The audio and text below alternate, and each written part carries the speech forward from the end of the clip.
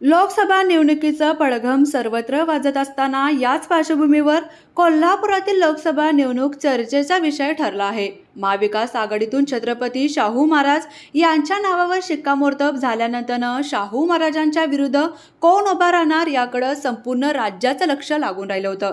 सर्वप्रथम शाहू महाराजांच्या विरुद्ध संजय मंडलिकच लोकसभा निवडणूक लढवणार याची चर्चा सुरू होती, परंतु यानंतर महायुतीकडून राजे समजितसिंह घाटगे यांच्या नावाचीही चर्चेने जोर धरला होता।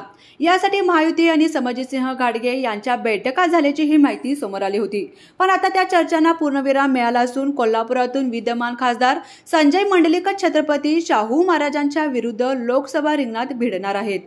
कोल्हापूर नंतर हातकणंगले लोकसभा मतदारसंघाकडे सुद्धा सर्वांचं लक्ष लागून राहिलं होतं।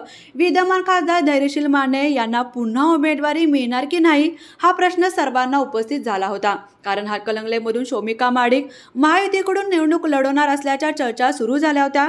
पण काल महायुतीने या चर्चांना पूर्णविराम देत कोल्हापूर लोकसभा मतदारसंघातून शिवसेना विद्यमान खासदार संजय मंडलिक तर हातकणंगले लोकसभा मतदारसंघातून विद्यमान खासदार धैर्यशील मानेच निवडणूक लढवणार असल्याचं जाहीर केलं आहे।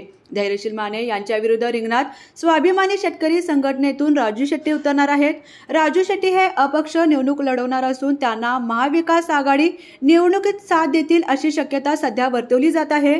त्यामुळे आता कोल्हापुरातून शाहू महाराज विरुद्ध संजय मंडलिक आणि राजू शेट्टी विरुद्ध धैर्यशील माने अशी लढत पाहायला मिळणार आहे।